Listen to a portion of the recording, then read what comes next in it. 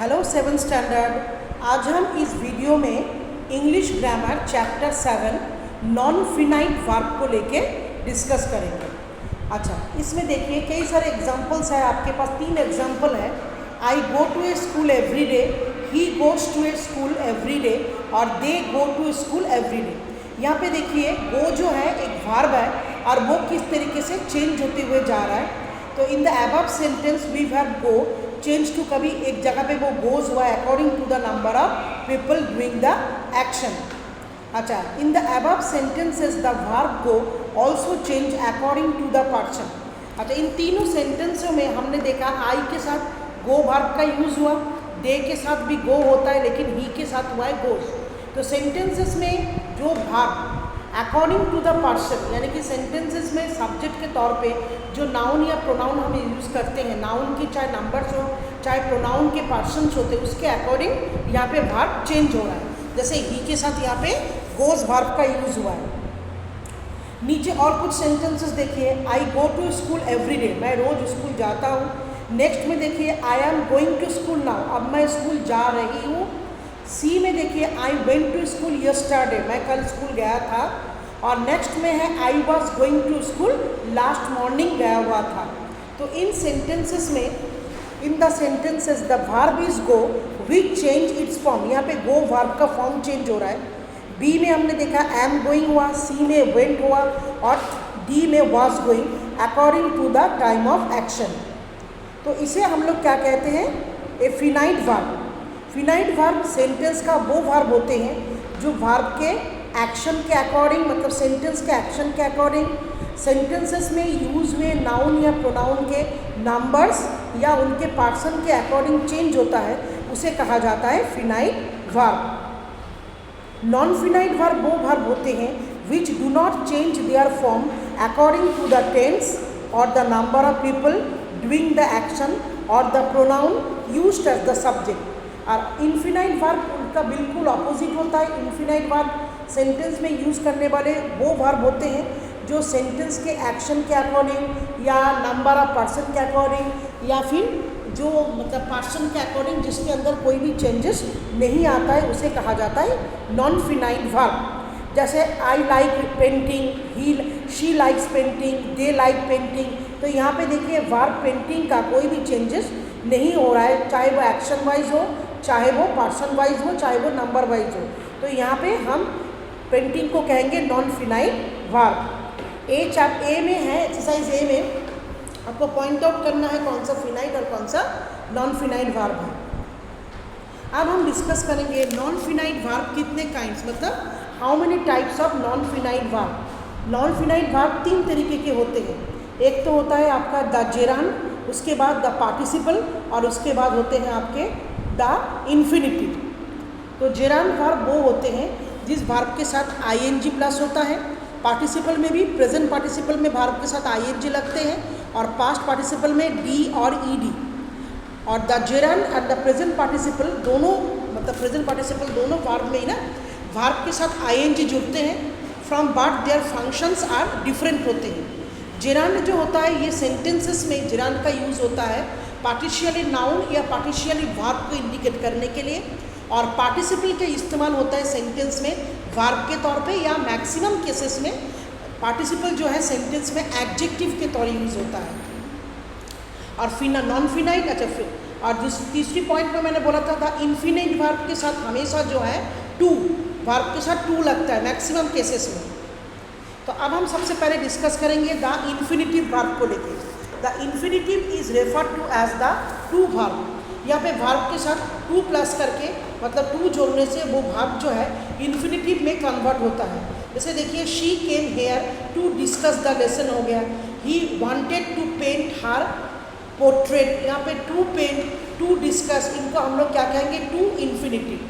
तो when an infinitive is used without to, जब infinitive verb को बगैर टू के यूज़ किया जाता है तब उसे कहते हैं बेर इन्फिनिटिव। क्योंकि बहुत से इन्फिनिटिव वर्ब ऐसे भी होते हैं जिनके आगे टू का इस्तेमाल नहीं होता है। As for example shall, will, should, would, may, might, must. उसके साथ जुड़े हुए सेंटेंसेस भी देखिए, you shall accept this term, he will write soon, she should consult a dentist. पहले सेंटेंस में यू जो है, ये यू जो है विल भी फोर्स किया जाता है किसी भी टर्म को एक्सेप्ट करने के लिए। सेकेंड सेंटेंस में he was decide, he decide कर रहा है जो उसको कुछ लिखना है। और थर्ड में शी शुड मतलब आई एडवाइज हर, मैं किसी को एडवाइस कर रही हूँ जो वो किसी डॉक्टर के साथ जाके कंसल्ट करें।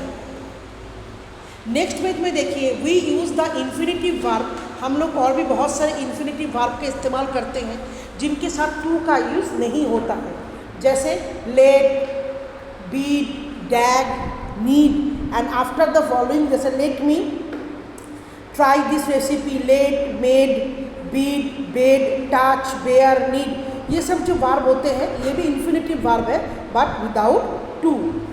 Note the use of to infinitive verb with dare and need in the following sentences में देखिए डेयर और नीड वर्ब का यूज हुआ है विदाउट टू, जैसे he dare to break the rules, he dare not break the rules, he need to come here.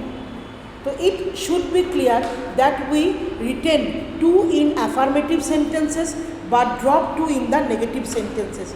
तो ये देखा जाता है जो इन्फिनिटिव वर्ब में जो हम टू का यूज़ करते हैं वो मैक्सिमम अफर्मेटिव यानी कि पॉजिटिव सेंटेंसेस में इस्तेमाल होते हैं, और उसी इन्फिनिटिव वर्ब में से टू को ओमिट किया जाता है या तो ड्रॉप किया जाता है नेगेटिव टाइप ऑफ सेंटेंस यानी कि जिसमें ना होता है, नेगेटिव होते हैं।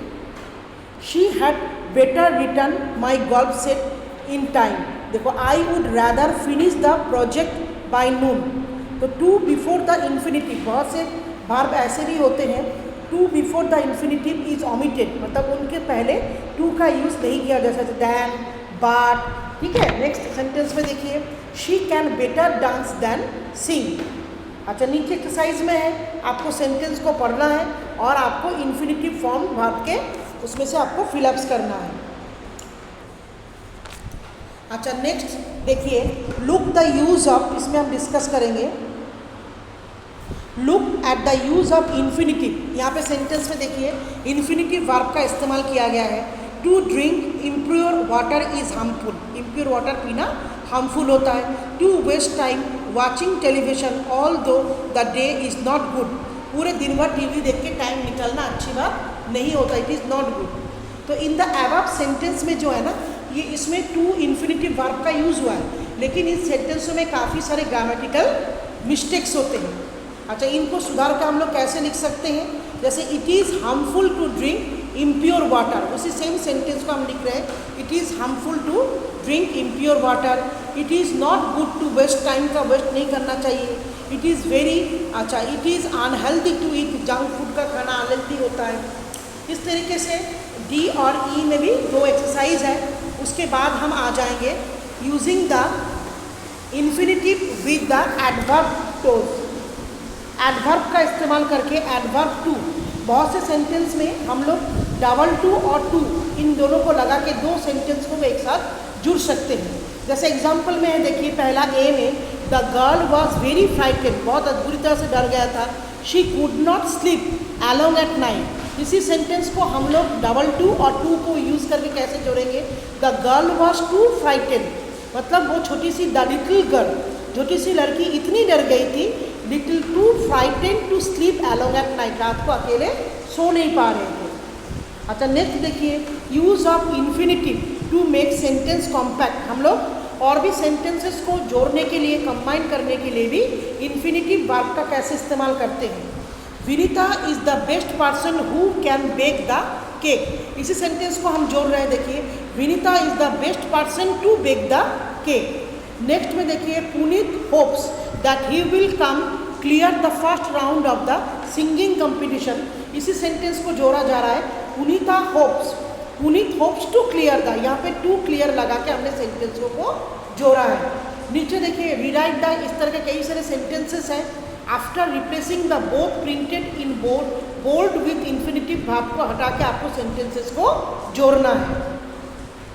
Using infinitive to join sentences, sentence को जोड़ने के लिए देखिए he has children, he must protect them from every danger, तो इसके ही हैज़ चिल्ड्रन, इसके बच्चे हैं और वो हमेशा अपने बच्चों को हर खतरे से बचाने के लिए प्रोटेक्ट करते हैं।